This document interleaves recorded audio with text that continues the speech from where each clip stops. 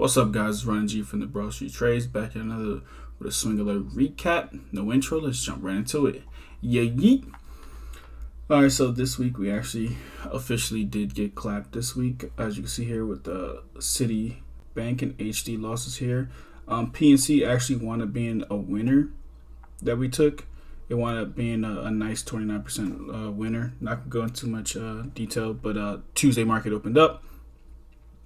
It wound up gapping up pretty nicely. It wound up being a winner. But so the trades that we took were LVS last week that we closed in Monday. I'll show you that, what I seen there. LVS, I'll maximize this.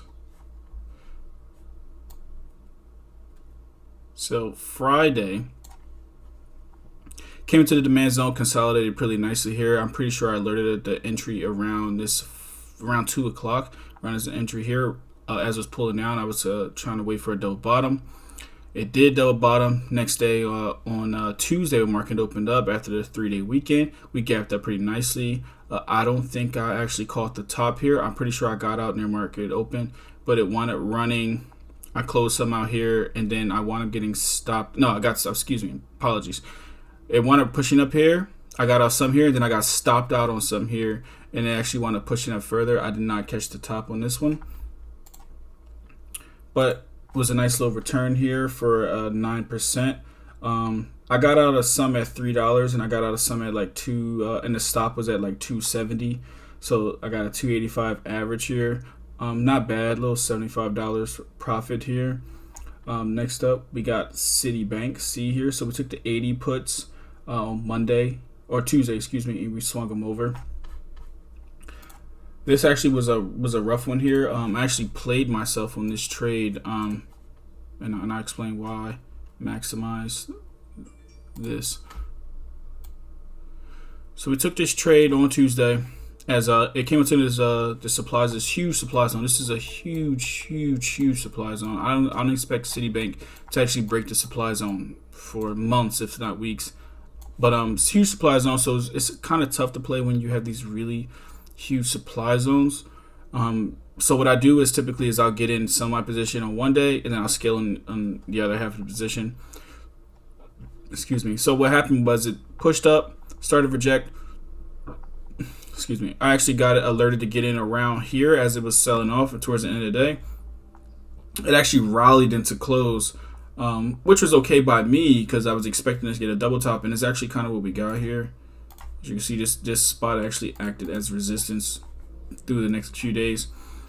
But what happened next day, it opens up, it pushes up. This is actually my stop loss. It literally tapped the stop loss and then fell back down, which is kind of wild. I actually think that stop loss was at 80.27. But so it actually pushed up, but it never closed above the stop loss. So I didn't get out.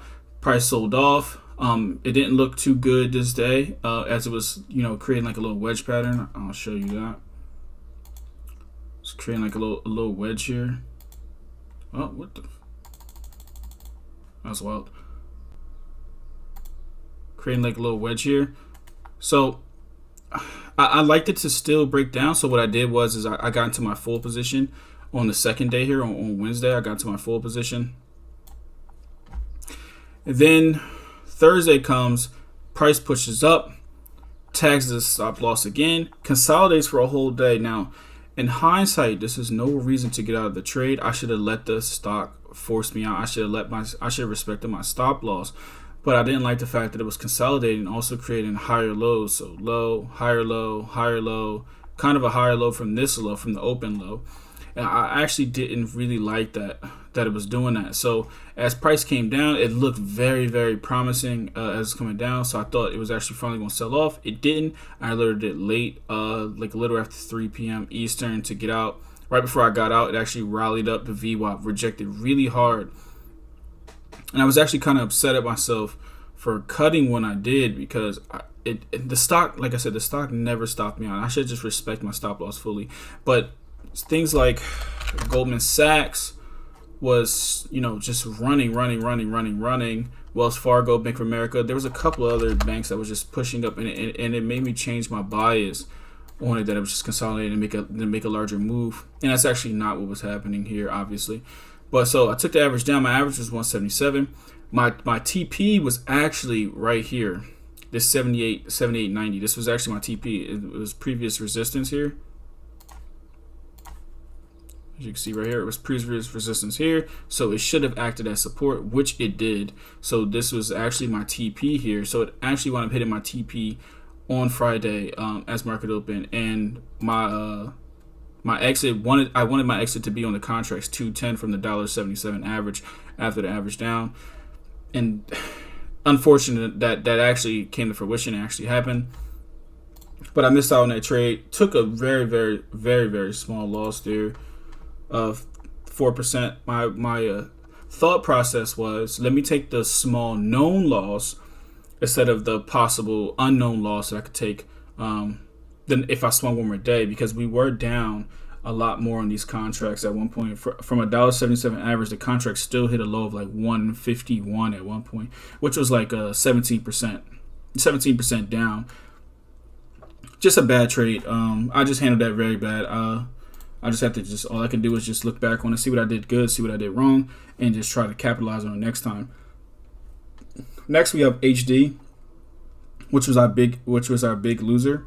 40% is actually our biggest loser in a while, even considering these pins. Like, it's actually our biggest loser since lift back in April.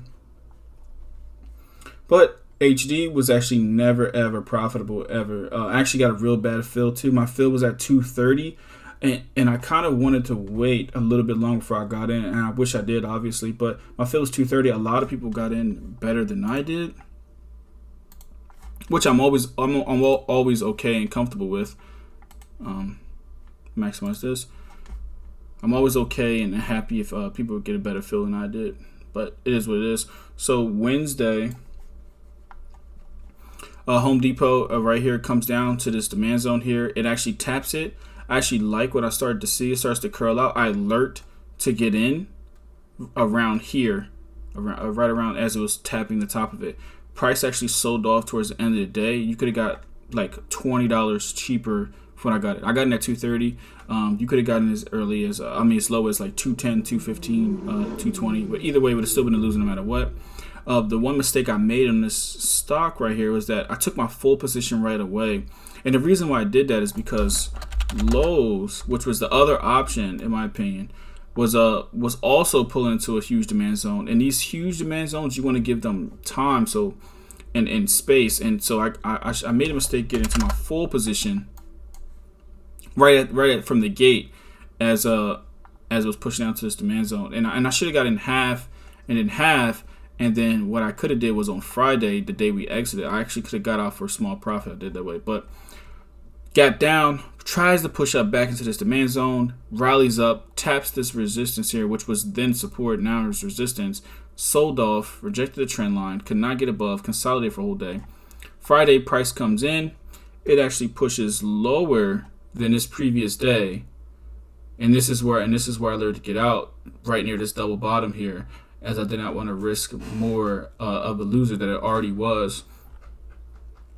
Hindsight, what I could have did better here was I could have gotten half my position, and like I do on these large zones, and then got in my other half. If I'd have averaged down here at the low, these contracts was like $1.50. I could have brought my average down to probably like 180, 190. And what happened is on Friday, when Home Depot pushed up hard at market open, I actually could have had an exit for either break even or slightly profitable. But obviously hindsight is 2020. I still actually think that this could play out. Granted that it kind of never really gave up the demand zone here, so technically it closed into the demand, so it still could run up, but I just want to respect the stop loss of once something breaks my demand zone. I typically intend to get out of them as soon as possible, because from my experience, like the Pfizer trade and other trades, once they give up the demand zone, typically it sells off for another 1 or 2, 3 days. But this week actually didn't have many swinging opportunities, in my opinion, unless you were like, jumping into the meme stocks, AMC, BlackBerry, and even Nvidia, which has split news, actually ran up. So in my opinion, it just wasn't a lot of swing opportunities. I don't feel like I forced these trades because the setups were there, but I do feel like that a lot of money and liquidity was coming out of the market and flowing into the meme stocks, which caused also, like things like staple stocks, Home Depot and things like that, to sell for slightly more. That's just my theory on what happened there. But it's all right. Can't win them all. You try to avoid these big losers. If I'd have got a better fill, it wouldn't have been as bad. But I literally bought the top of this. The contracts never ever even came close to being at $2.30. So that's on me too for getting such a terrible fill. But hey, nothing you can do. A losing week is a losing week, as we can see here. Last week actually went green because the PNC wanted to be in the winner, but neither here nor there. So official, there's no way to come back from that. Official first losing week since March 1st through 5th. Wow, that's actually kind of wild to not lose in like 2 months. Still, overall, the account's up 461%, $2,300 profit, so a total of $2,800. Every time it seems like I get to this 500% mark, it seems like I take a loser, but it's all right. May ended the month green, as you can see here, $657 in profit for a total of 27% up. And June so far, as you can see, we're down. Still keeping that win percentage around 55%. As you can see, you can still be very profitable trading, even with the win rate slightly above break 50-50. That's it. If there's any questions and concerns, and you can ask me in the YouTube Discord is down below in the description. Till next time, guys, take care.